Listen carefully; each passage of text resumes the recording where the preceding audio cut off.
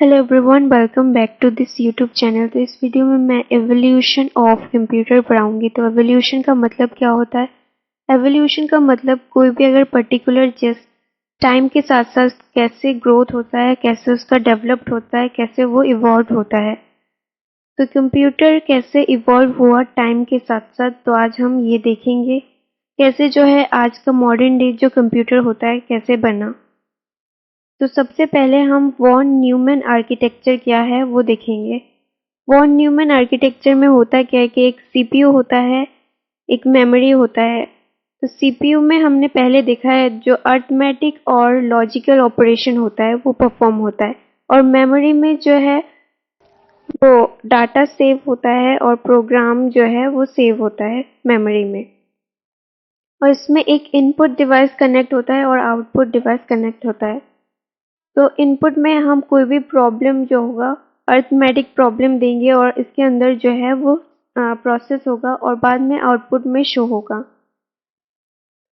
इस आर्किटेक्चर के ऊपर बेस्ड सबसे पहला जो कंप्यूटर था वो इनैक था, ENIAC, और इसका फुल फॉर्म जो है वो electronic numerical integrator and computer है। ये फर्स्ट कंप्यूटर है जो बाइनरी प्रोग्राम के ऊपर बेस्ड है।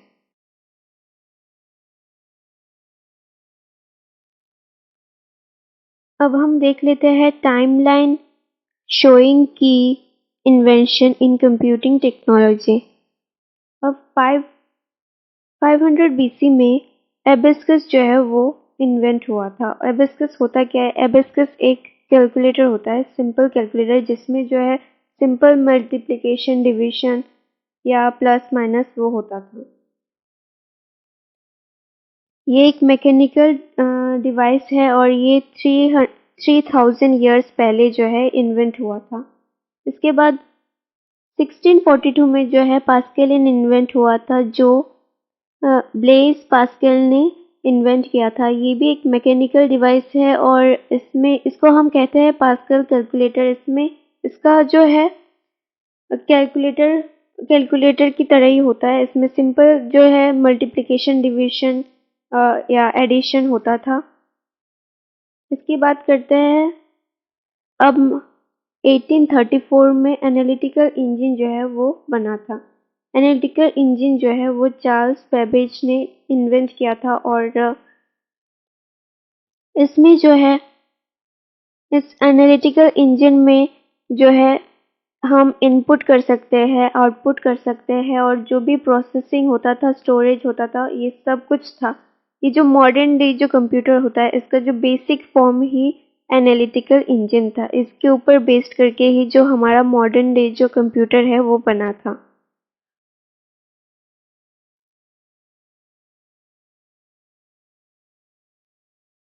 अब इसके बाद द टर्बुलेटिंग मशीन आया 1819 में।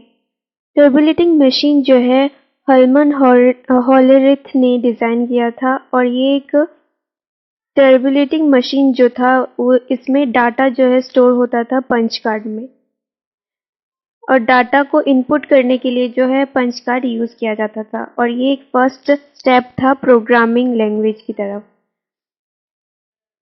अब 1937 में जो है टर्निंग मशीन आया। अब टर्निंग मशीन में होता क्या था? इसमें जो है प्रोग्राम जो था वो इंसर्ट किया जाता था कंप्यूटर के अंदर, और इसमें पंच कार्ड भी यूज़ किए जाते थे। इसके बाद जो है एडविक और एनिक आया। तो एडविक जो है जॉन वॉन न्यूमैन ने इंट्रोड्यूस किया था। इसमें होता था कि जो प्रोसेसर होता है, सीपीयू होता है और मेमोरी होता है, इसमें होता था, और जो मेमोरी में जो है डाटा स्टोर होता था और प्रोग्राम स्टोर होता था।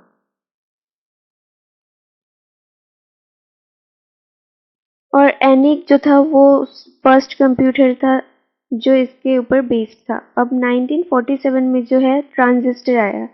ट्रांजिस्टर जो है प्रोसेसिंग के लिए यूज़ किया जाता था, और वैक्यूम ट्यूब जो है वो पहले जो कंप्यूटर होता था उसमें यूज़ किया जाता था। और वैक्यूम ट्यूब जो था ज़्यादा बड़े थे, इसलिए जो उसको मेंटेन करने के लिए काफ़ी सारा कॉस्ट भी लगता था और मेंटेनेंस कॉस्ट भी ज़्यादा था। इसके बाद जो है ट्रांजिस्टर यूज़ हुआ तो उसका जो कॉस्ट है वो भी कम हो गया। अब बात कर लेते हैं 1970 में इंटीग्रेटेड सर्किट। इंटीग्रेटेड सर्किट में होता था कि एक चिप था जिसको हम कहते हैं सिलिकॉन चिप, उसको इंसर्ट किया जाता था। इसमें काफ़ी सारे मिलियंस ऑफ ट्रांजिस्टर यूज़ होते थे जिसकी वजह से इसका साइज और प्रोसेसिंग पावर जो है वो बढ़ गया था और साइज घट गया था। और 1970 के बाद से सिलिकॉन चिप हम यूज़ करते हैं जितनी भी। अब 1970s के बाद द सीपीयू जो था, एक कंप्लीट सीपीयू एक सिंगल चिप में आ गया था जिसको हम माइक्रो प्रोसेसर कहते हैं।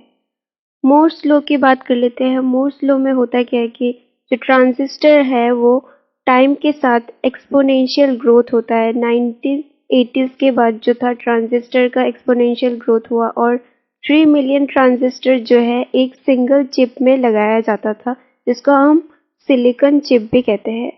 फिर IBM जो है वो इंट्रोड्यूस हुआ 1981 में, जो कि पर्सनल कंप्यूटर बनाता है। फिर मैकिन्टॉश इंट्रोड्यूस हुआ 1984 में, जो कि ग्राफिकल यूजर इंटरफेस क्रिएट करता है। इसके बाद काफ़ी सारे जो ऑपरेटिंग सिस्टम है वो भी आए, जैसे माइक्रोसॉफ्ट आ गया, फिर यूनिक्स आया, फिर डॉस आया। फिर 1990s में जो है वर्ल्ड वाइड वेब जो इंट्रोड्यूस हुआ। इसके बाद फर्दर जो है लैपटॉप और कंप्यूटिंग डिवाइसेस आए। फिर पोर्टेबल जो डिवाइसेस होते थे, स्मार्टफोन, टैबलेट्स, फिर पर्सनल डिजिटल असिस्टेंट्स, ये सब इंट्रोड्यूस हुए। फिर जो टेक्नोलॉजी में हाई स्पीड डाटा इंट्रोड्यूस हुआ। फिर कनेक्टिविटी मशीन यूज़ हुआ। नेक्स्ट वेव जो कंप्यूटर का था उसमें जो है आर्टिफिशियल इंटेलिजेंस यूज़ आया।